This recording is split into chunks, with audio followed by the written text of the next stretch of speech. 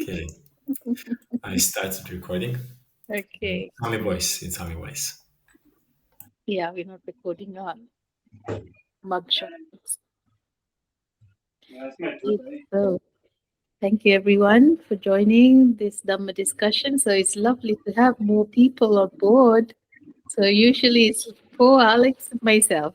So, and does anyone know the topic of our conversation today, our discussion? Faith. Faith. Yes. Faith, yeah. So I think probably the best thing to do is everyone mute their mics, and then when you want to speak, please just turn on and speak. Yeah, so Okay. we don't get an echo on the recording. Yeah, bravo, great. Okay, great. So faith.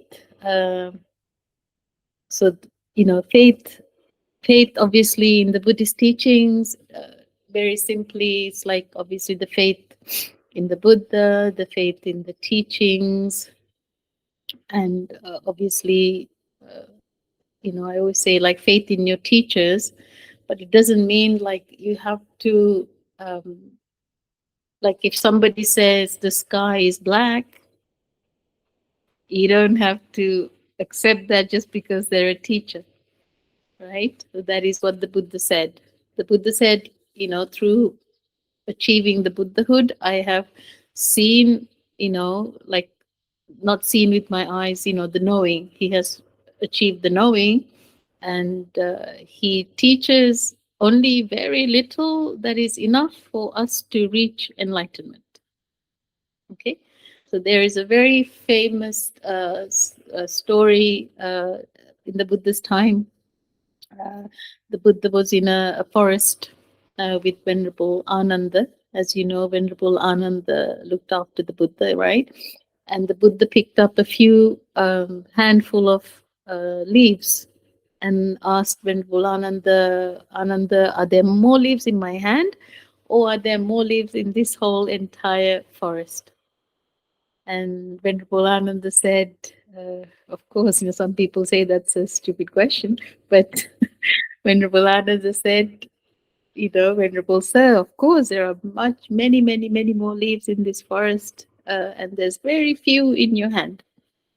And the Buddha said, so if you compare the knowing that I have, what I have through becoming a Buddha is like compared to all the leaves in this forest.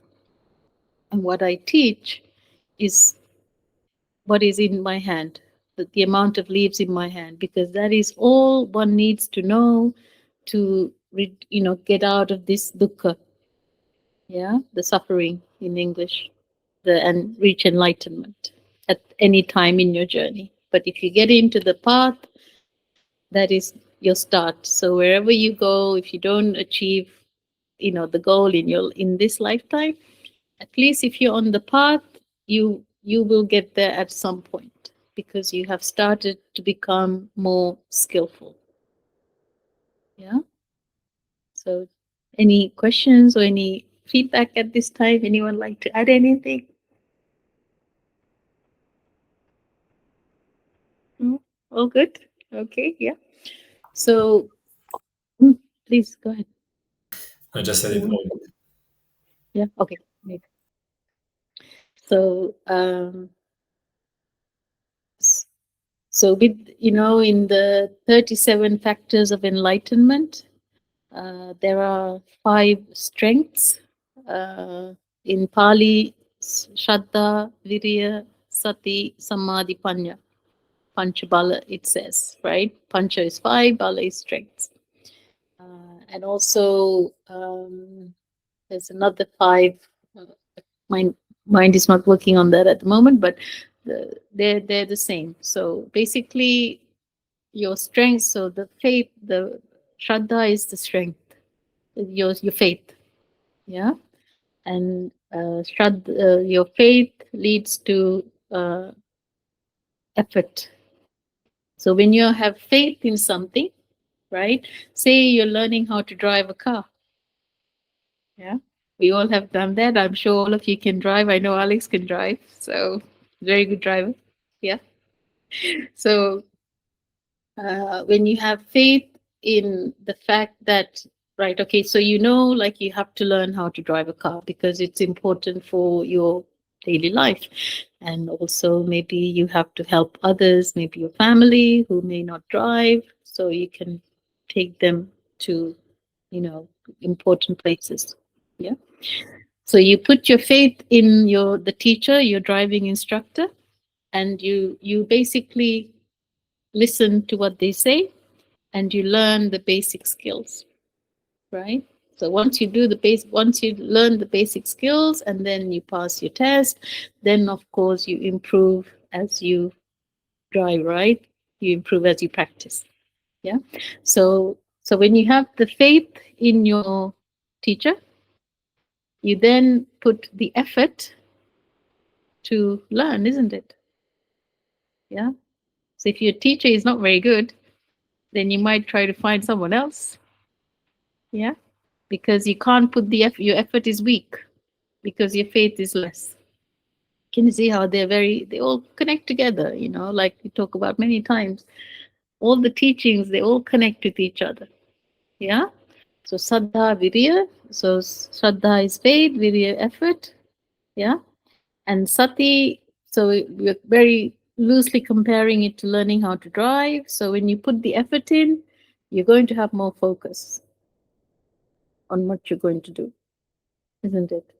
You're not going to be thinking lots of different things, especially in your first time of learning how to drive the car. Yeah. So in our practice, it's the same. So when we have faith in the teachings, we put effort to learn the teachings, to get the knowledge and apply the practice. Yeah. Practicing means skillful, right? Bhavana, skillful with your physical action, your verbal action, and your mental actions. Yeah. Whereby helping to reduce greed, hatred, delusion, which is the key. Yeah. So sati, which is the third one, is the awareness in English, is what comes with your uh, faith and your effort. Yeah.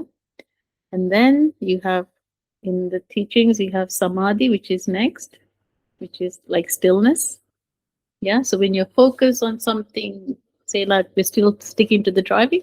So you're focused on your driving. So you tend to, initial days, right? You might not even listen to the radio in the car because you're really trying to focus and be still because you don't want to make a mistake and have an accident.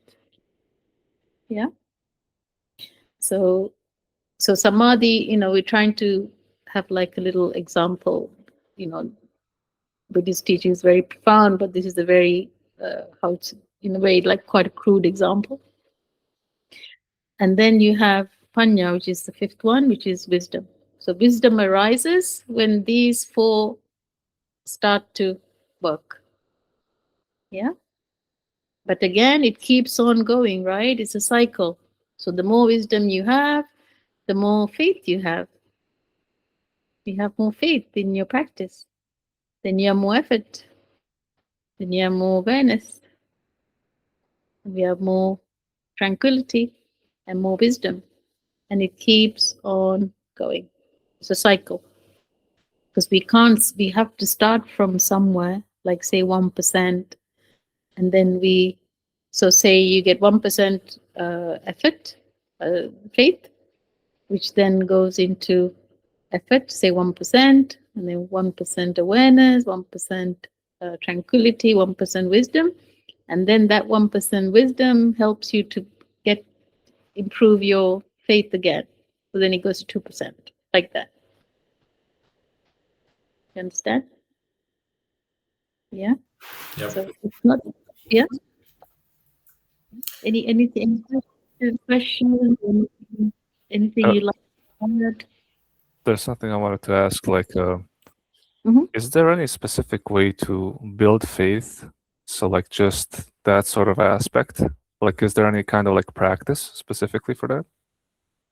Okay, so the best way to build Very good question. Best way to have faith is to have in the Buddhist teachings. Alex, will remember this. Um, okay, chanda, the wanting to do something. You can't have faith in something if it's something you don't like to do.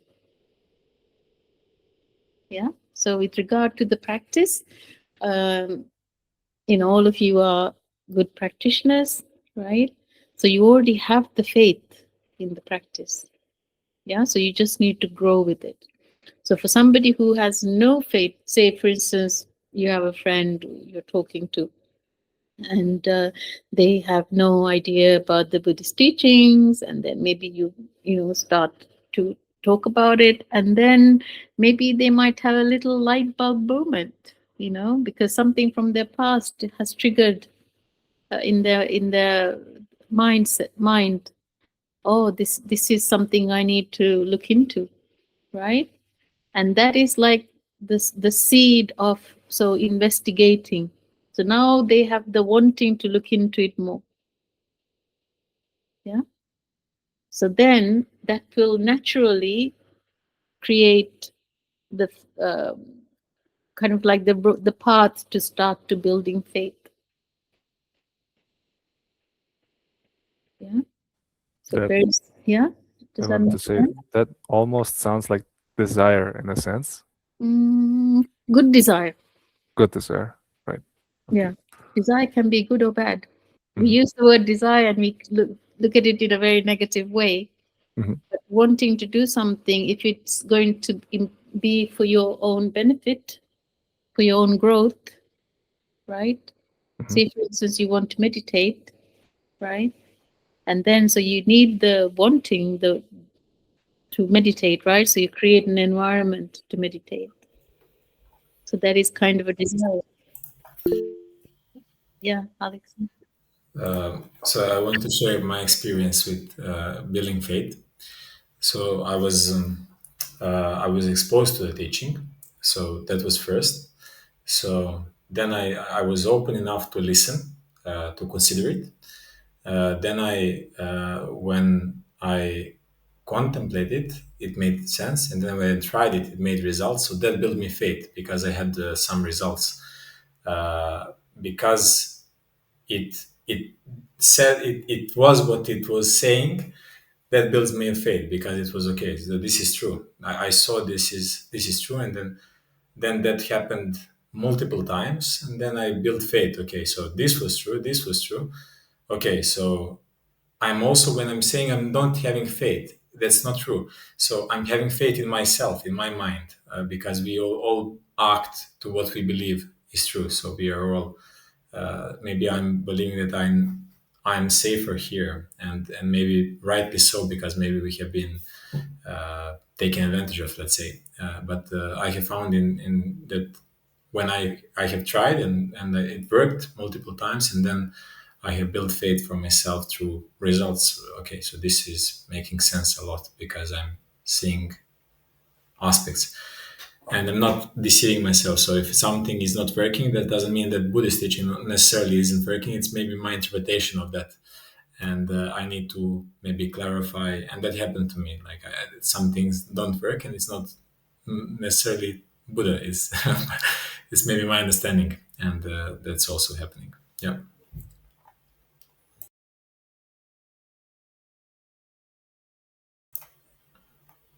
You're muted. Thank you. So, yeah, in one of the important words in the Buddhist teachings is ehipassiko. Ehipassiko. It's in the first chanting, the Itipisa, which is the 9 characters of the Buddha. And then you have the characters of the Dhamma and the Sangha. And ehipassiko means to come and see, which means don't take my word for it. See the teachings and practice. If you don't practice, you're not going to get the results, right? And having noble friends, like now, noble friends, right? Friends who are in the Dhamma, yeah, good teachers, teachers who practice. Yeah. So I think maybe on this, if you mute, I think you don't get the echo. Yeah. Mhm. So teachers, we were talking with Amra today about teachers. Very important to have teachers who are in the line of this business, for a better word. Yeah. If they're not practicing, you're not going to get, results with them. They're going to take you on a different path. Yeah. So you need to be wise. So you first is for you to start the knowledge, get the knowledge, read. Yeah. And it's not to say sit and read for days and days, but you read a little bit and then you contemplate it and then you put it into practice. And then you read a little bit more. Yeah. And then when you have a teacher, when they say something or speak something, you will know. It's not a knowledge, but you will know this person is not on the right line. Yeah. Or this person knows what they're talking about. It's an instinct, for a better word. We just know. It's like a mother knows when a child is crying. Why are they crying? Are they hot? Are they cold? Yeah. Have they wet themselves? Are they hungry? Yeah. Because it's nature. Nature has built it in for us to naturally know things. But we can only be, the more you are at kind of what more tranquil, the more calmer you are in your system, yeah, your body and mind, the more you will, feel things when things happen. The more you will know when, when something is happening. Is this good? Is this bad? Is this dangerous? You don't have to get someone to tell you. Yeah, you can apply it in day-to-day life. Yeah. Like if somebody is sick or whatever, say a family member is sick, if you're quite kind of what we call tuned in with your system, you will know. Yeah, we can't explain that. It's so, we can't explain it by with words or writing. It's like on a level of like a feeling, but not emotion. Yeah. So the Buddha like again, you can read. Let me see if I can put it on the chat. Quite a. You have a chat, right? Great. There's a very beautiful sutta. I will type it. You can read it. It's called the Kalama Sutta. Maybe some of you might have heard of it or read about it. So in the Kalama Sutta, the Buddha speaks to this people in I think it's in the state of Kalama, it's called. And one of the things is he says, don't just listen because somebody tells you is the truth. Yeah. And that is when he says, don't even listen to, what I say in the sense of taking gospel. Yeah. You can read it in the Access to Insight or Sutta Central. Access to Insight is quite a good website. Sutta Central is quite good in some things, but not in others because I find they kind of shorten some of the suttas. So Access to Insight is one of the old, uh, places where you can read the whole Tripitaka. Yeah, and it's got everything in it, the Vinaya, the suttas. So yeah, so yeah, so it's like everything in life, we learn something, but then if we don't put it into practice, it's just knowledge, right? And all of you work. All of you know that you have been to university, you've learned something, but if you don't apply your knowledge and practice it and give your uniqueness to it, you're not going to get results, isn't it? Yeah. So you say you go to cook, you get a recipe, right? You're going to make something. Oh, I think not. And then if you just kind of keep looking at the recipe, everyone at home is going to be hungry. Yeah, or you're going to be hungry if you're going to cook for yourself. Yeah. And then only when you cook, you know, oh, okay, this is nice, or maybe it's not, maybe I did something wrong, or maybe I was thinking about something else when I was cooking. Like you put your whole, they say you put your heart and soul into something. Like you make, say, when you make food, you try to do it with compassion. And like, say, if you're giving it to other people, try to be like generous with the portions. And so you put like good energy into the food. And even if you cook it with very simple ingredients, it will taste amazing. It's that energy you cannot put with ingredients, you put it with your, this physical energy. Yeah. Anything? Yeah, please, Amra, go ahead. Yes, I would just like to add maybe a little joke, sometimes we don't have to cook, the life cooks us. You know, you just sit and let the life and karma and whoever influences our spiritual life cooks us, and here we are, ready meal. Very good point. So, yeah, very good. So, yes, so it's like, we've had a lot of good karmas in our past lives, and that is why we're here listening to the Dhamma. Yeah. So, but the thing is to grow with it. Yeah. If you're blessed to have that, a blessing, that blessing, like you have created through your past actions. Yeah. The thing is, if you don't use it, if you don't have the wisdom, you're not going to use it. Right. And it'll just pass you by. Right. So it's like somebody born with lots and lots of money, yeah, through their family. But if they're not wise with how they spend it, that money will finish. And they're just going to end up being poor, right? It's like a lot of these people who win the lottery. They say very rarely does somebody who wins the lottery becomes successful in their life because they don't have the skills to spend the money, and they just spend it on things, and it finishes very quickly. Yeah. So once that is what being skillful is.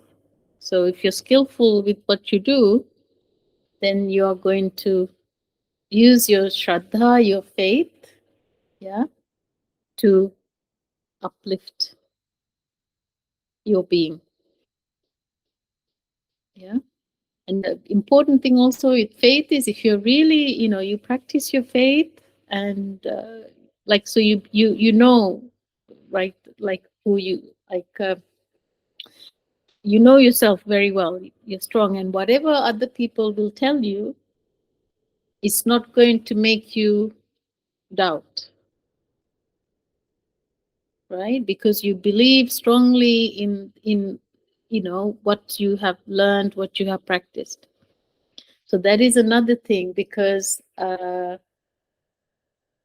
are three, what I call the three poisons that stop us from getting into the stream entry. Sotapanna in Pali is Sakkaya Ditti, which is the wrong view, Vichikicca, which is doubt, and Silabbata Paramasa, which is basically, say, like rites and rituals, attaching to them, which basically means like you kind of go with the others, like you show the world something, but you're not really practicing, right? So you're not true to yourself. Yeah. And doubt is one of the biggest poisons that can stop you from practicing anything in life, right? If you have doubt, say for instance, you want to travel somewhere, and then you're like, okay, nowadays we have so much input from the internet. So then you would, okay, check the route, you would check the weather conditions of where you're going, right? Maybe you check if you have to stay over, you would check a place to stay.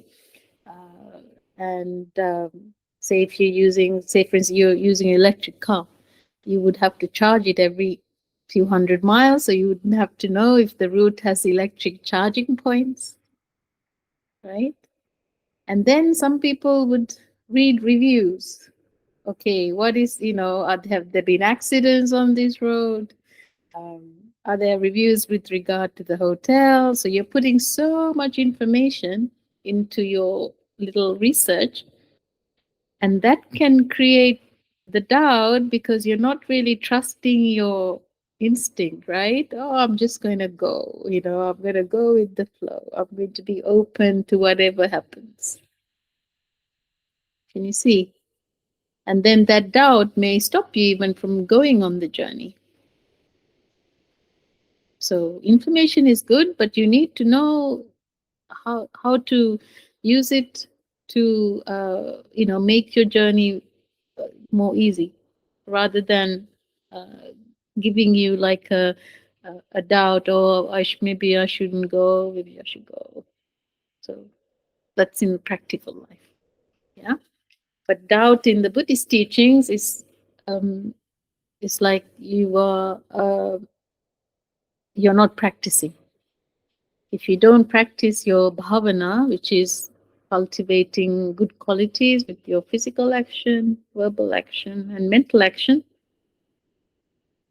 you're going to have doubt, because you're not applying the knowledge to your own life. Can you see what I mean? Yeah. Sometimes it's quite hard to explain, but it's like if I say for instance I hold an ice cream up, and I say, okay, this is like, I don't know, all the flavors that you like in the world, right?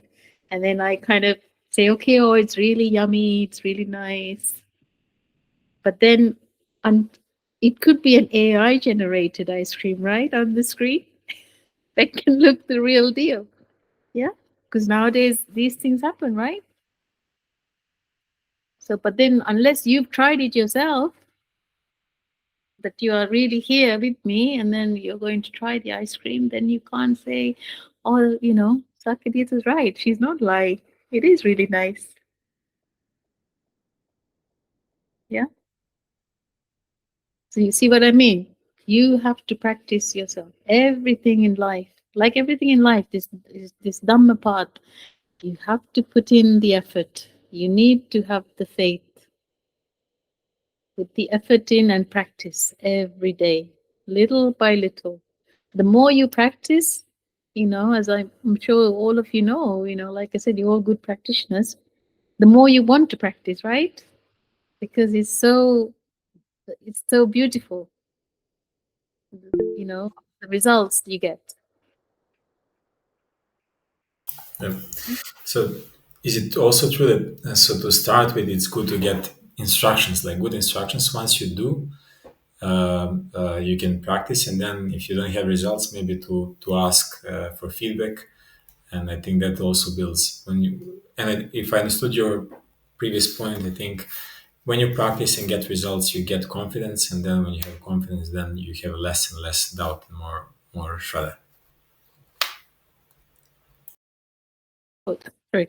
Absolutely. So everything grows. All the good stuff grows the more you reduce the bad stuff. Yeah. So less doubt. Yeah. Creates a lot more, like more faith, more effort. Yeah. And also through my experience, I always tell, what I always like to, I have told people before anyway, but I will say it again. It's like, don't just stick to one teacher. Yeah. Unless you have met an arahant, which we cannot say, right?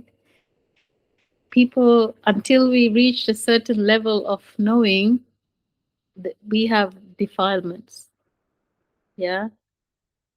We have garbage in this system. We have a lot of greed, hatred, delusion, and sakkaya ditthi, the wrong view. Yeah.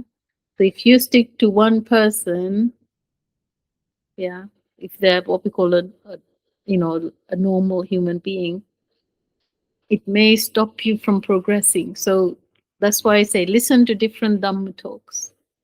Yeah. Have noble friends from different backgrounds, because we all understand things in different ways. Yeah. Because our cultures are different, our family history, what we've learned at school, university, people we live with now, it all influences the way we see things. Yeah. So until we, cultivate this system to become much, much, much more wholesome, which at that point, it, like I said before, you just know when somebody's BSing you. Yeah. But until then, have the humility, even if it's just, like the Buddha said, the nature is such a wonderful teacher. Yeah. The nature doesn't have to speak, it shows. Yeah. One of the most beautiful things I noticed in my garden the other day is I have a kiwi tree, quite a tall, big one. And then I have 5 jasmine trees going in a line just next to the tree. And now the jasmine trees are getting taller. They're, now obviously they're blooming, many, many flowers. And I'm thinking, this year the kiwi tree, the leaves of it are not as low, they're a lot higher, right? Because it goes like a fan. Yeah. And then I looked, and the jasmine tree now they're starting to go around the little branches of the kiwi tree. And the kiwi tree is letting them grow. And it's like, I'm not going to be disturbing you. I'm not going to grow any leaves here. So it's starting to grow from higher up. I thought that was so beautiful, because it knows that the jasmine is a lot more fragile than it, right? And I was like, I was blown away when I saw that. I was like, wow, this is why the Buddha say, look at nature. Teaches us compassion there, right? Already on a different level, obviously through nature. And generosity, right? Giving way for someone else to grow. Yeah. I will take a picture of it and share on our group tomorrow morning when the sun is out. I thought it was so beautiful. Yeah. So that's why, keep your eyes open, observe nature. Many, many, many lessons to learn from nature. And cultivate noble friends. Even if you have one amazing friend, that they will change your life. Yeah. I think one of the stories, I think probably Alex has probably heard this from before. There's a famous monk in New York. He's quite old now. I think he's probably 85. He was like the famous stories, like he was like, he was doing drugs and music, and he was just traveling around. And once he was in India, and he went to this little shop, and he saw this tiny, he saw this something tiny, like shining in a corner. So he bought it for his mom as a present. And then when he gave it to his mom, and he said, I bought this for you. I have no idea what it is. So he said, I was probably doped at the time, on high and stuff.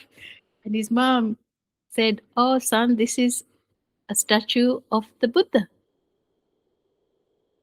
And he's like, okay. So, and the mom said, go and read about it. And which he did. And he's a very famous Buddhist monk now. Then after he read about it, he went back to India. He went into the monasteries and stuff, practiced. And so he's been a monk for 60 odd years. So I say that is one of the most powerful Kalyana Mitta, noble friend, your own mother. See, he had the good karma to have a wonderful, noble friend in his life that helped him to take the path. And he's a very, very good teacher. So Venerable Rahula, his name, he's in New York. So, and like I said, he's quite old now, but he's still pretty, he does Dhamma talks and stuff. So see, so good friends, may they be family, friends, even a pet sometimes. They can teach us many things. Yeah. So does anyone have any feedback or anything to add? I would like your input. I was also when you were speaking about the nature, and I know we speak about this even previously. So I was in my garden the other day, and I was like looking at the sky, and like whoa, it's so big, and also looking at a tree which is so huge, and it was here before my house was built, and Yeah. it gives you perspective that it's like sometimes we humans think we're only the only thing in the planet, the centerpiece in the planet, but there's so Exactly. much life, and it gives me perspective. So I found it useful. Absolutely. Absolutely. Sometimes we just need to observe, quietly observe. That teaches us a lot. So every day, that's why I go for a walk somewhere where there are like trees and stuff, and observe nature, and gives everything. If you take the basis of Buddhist teachings, the nature naturally shows us, how there is change, anicca, dukkha, anatma, right? Anicca, which is the constant, that nothing is permanent. Yeah, the sun rises, goes through the day, the moon comes out, and then a cycle, right? Even the day is not permanent.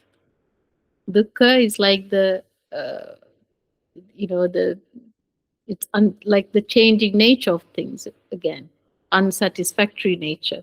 Say you, especially in the summer, people go out in the sun, and then they maybe in the beach, and it's lovely, it's sunny, it's hot, and then time to go home, right? And they feel sad because there is change. There is the unsatisfactory nature of the whatever circumstance. Yeah. And then anatta, which is the non-self. There is no permanent entity. Everything, right? Even us, right?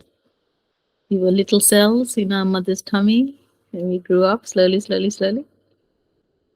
Yeah. And then our life will have a cycle. Yeah. And every moment changes, even though we don't physically see it with our eyes. Many changes. Yeah.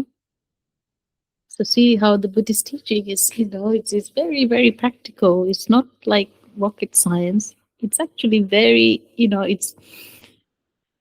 it's very simple yet very complex.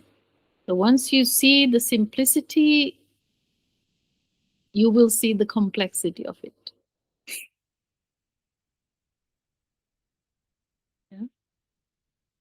So going back to our topic, Shraddha, very important. That's like the it's like this. If you're going to plant something and you put a seed on the ground, you need to water it, right, for it to grow. Yeah. So Shraddha is a little bit like that.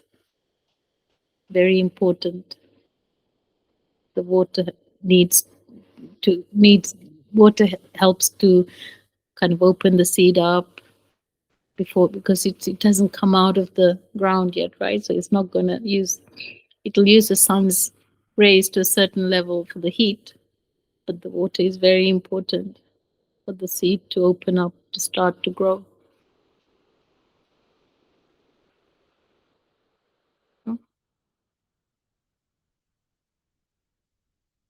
Any inputs? Anything you like to share? Any stories?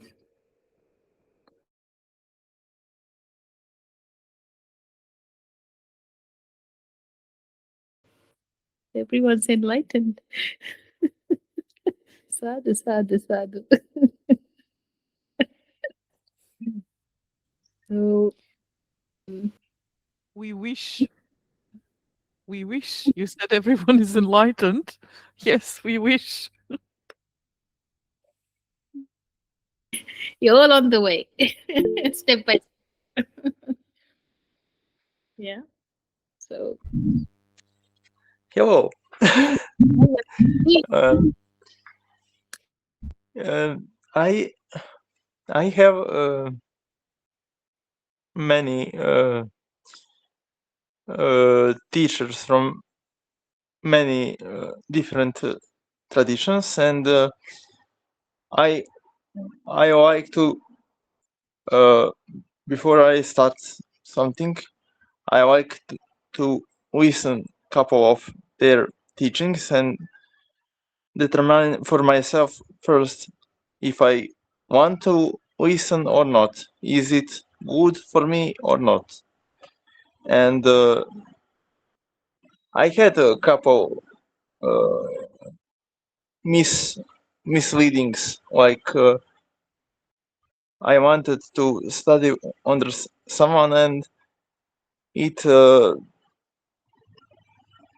it became like not meaningful for me. I mean, it was a mistake, and like I just use the methods because methods are good, and everything else is because a method is shown that uh, by my experience it works. So that's like that. Absolutely. See, so because of your practice, you knew that this, whoever the teacher was, wasn't really, giving you the right guidance. Not in their, it wasn't their intention, but because their practice is different. Yes, yeah. Absolutely. That I shows. don't have any bad things about anyone, but you know, it's simply don't work. That's it. Absolutely. That's the important thing again. Be compassionate. Yeah? Because Yeah. everyone has their own way. Yes, go ahead. Yes, I wish that I share Vanya's optimism and, beautiful outlook. I have been in Buddhism for 25 years, and man, I have seen all kinds of things and all kinds of people. But the thing which is, in my personal case, so important is, of course, the original teacher, Siddhartha Gautama, yes, and the Buddha is the one that we can always go to. So sometimes contemplating about the importance of teachers and why is it that in Buddhism it's so important, yes, compared to some other religions, let's say, so I concluded, maybe I'm wrong, maybe I don't know, but this is my observation so far, that intellectually, of course, we have our primary teacher, who is the Buddha, but we also need emotionally to experience something close to unconditional love, because we don't know what it is. We live in this completely spoiled materialistic world. So most of us don't even know what the parents' unconditional love is, let alone some other people. So having a teacher and having this dynamic of protection and guidance, and it's not a matter that we cannot find the knowledge from the suttas and from the Buddha, but emotionally we get nourished. And this is how I see the importance of a teacher. And of course, there is a special type of hell, at least in my opinion, for people who abuse this. So we are attracted and we follow the Buddha's robe. Yes, because that is his sign. This is my person. Yes. So if people if they abuse this robe and our openness, I am sure that spiritually it has tremendous consequences. But yes, I don't have a teacher still, but I think it is tremendously important. Yes, that's my 5 cents. Amazing. Thank you. That is so true. Yeah. So step by step, everything comes into play. When you practice, it's like I found in my life, like when I started to really get into the practice, I just found teachers, I found the Dhamma. As soon as I go on YouTube, there'll be amazing Dhamma talks that just come up and just change my life. Yeah. And even now when I'm, sometimes I'm thinking, okay, I need to contemplate on something, something I need more understanding of this. And then as soon as I put a search, what I need comes up. So I'm a very, through experience, I know when you're in the path, you're practicing, the energies that kind of work with us is just clearing the path and helping us to find the the information that we need a lot faster. Yeah.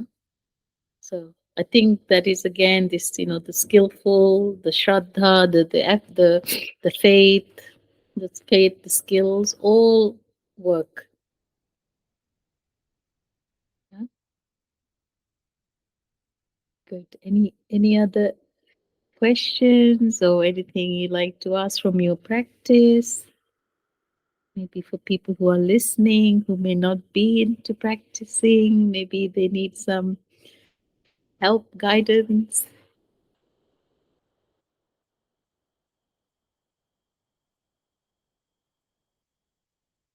No, good so far. Yeah. All good. Okay, great.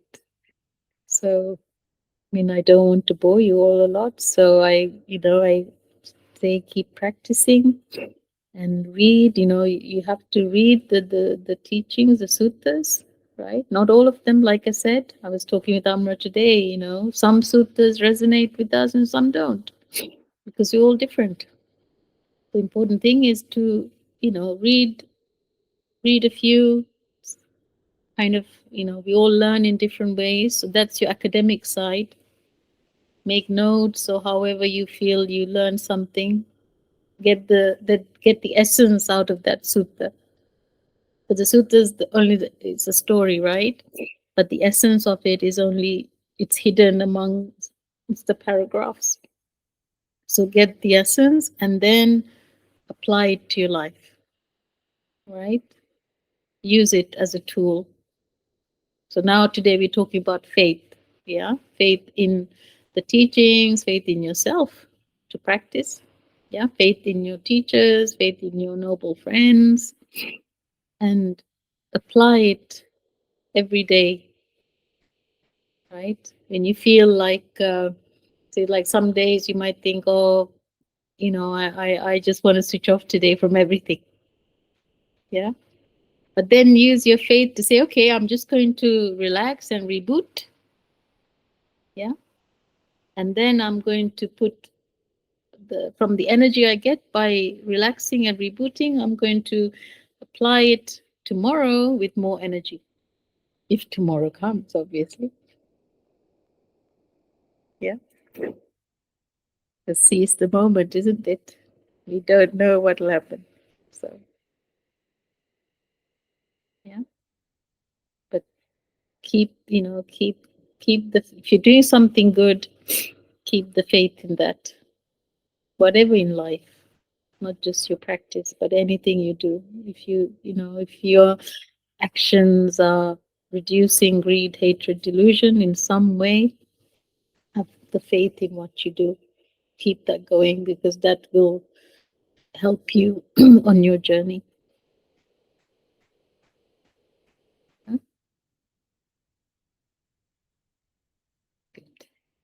I think in the hours of darkness, all the switches of lights in my home are downstairs and I'm upstairs. So I'm sorry you're seeing a shadow of me. I have the light from my phone. So, does anyone have any questions or anything? And then we can finish the discussion. Anything to add? Or any topics you'd like to cover? I wanted to ask really quickly, you spoke on the topic of teachers, and sometimes we might find ourselves in a position where we could teach somebody meditation who's maybe a beginner, who isn't very who's maybe new to the practice itself. Would it be good to only talk to them about things that we have personally experienced when it comes to sort of transferring our knowledge to them? So you're going to teach them how to meditate? Yes, right. We would talk about experiences we didn't have ourselves, that we only read about, right? Would that be a good way to do it? So you mean to meditate, to sit and observe the breath, or like a pre-meditation discussion or something? Yes, just simple instructions. For example, if we haven't experienced maybe jhanas or something like that, we wouldn't talk to them about jhanas, right? Absolutely. Yeah, you start from your basics, right? So it's like teaching a baby how to walk. Yes. Right? So you don't want to go to any, you even have to keep the thing of the Buddhist teachings out for some people. You just literally teach them how to observe the breath. Just watch the breath. Yeah. And that is the most simple thing you can do for anyone to just calm themselves down. Right? Yes. Yeah. And then you can get them to be, help them to learn to be skillful in their day-to-day life. Yeah. So, but from the time they get up in the morning to the time they go to sleep, just kind of observe their actions, right? And whatever they do, is it profitable for them? Is it profitable for others? Yeah. So practicing generosity. Yeah. The first step to this part. Generosity, be generous to yourself. It can be in many ways, being kind to yourself, generous in just for a better, say for instance, taking rest, taking adequate rest. It's like generous to this body that doesn't belong to us, but it needs rest. Yeah. So keep it very simple, and then get them to just watch their breathing. Yeah. And then as they progress, you can bring the teachings in. Or tell them about it. Keep it very simple. Yeah. And so don't touch the sky until you can kind of jump. So first have to learn to jump, right? Yes. Yeah. So keep everything in life, keep it simple. So then you progress step by step. Thank you. Pleasure. Alex, did you have something to say? I just wanted to thank you for taking your time and spending your time with us. And I'm thankful. And that's it. You're most welcome. So then I will finish the talk and sending blessings to all of you to have health in your lives, peace in your hearts, success in everything that with good intention, and blessings to families, friends, colleagues, neighbors, people living in your village, and living in your country. Send blessings to all beings living on this planet Earth, the solar system, our universe, and the infinite universe. And we see you all next time. And if you would like to cover a certain topic, you can do that. Either now or message, and then we will talk about that next week. and lovely to have all of you. I'm so grateful to have such wonderful, noble Dhamma friends, and whoever is listening to this audio, with his teachings, his guidance, his discussion help you to practice your Dhamma. May all of you reach enlightenment in this very lifetime. Sadhu, sadhu, sadhu. Bhavatu sabba mangalang rakhantu sabba devata. Sabba buddhanubhavena sada sutti bhavantu te. Bhavatu sabba mangalang rakhantu sabba devata. Sabba dhammanubhavena sada sutti bhavantu te. Bhavatu sabba mangalang rakhantu sabba devata. Sabba sanghanubhavena sada sutti bhavantu te. Bless you. Slava. So we'll see each other next time. Okay, Thank let's go. Thank you for everything. Until next time. Goodbye. Bye bye. Bye bye.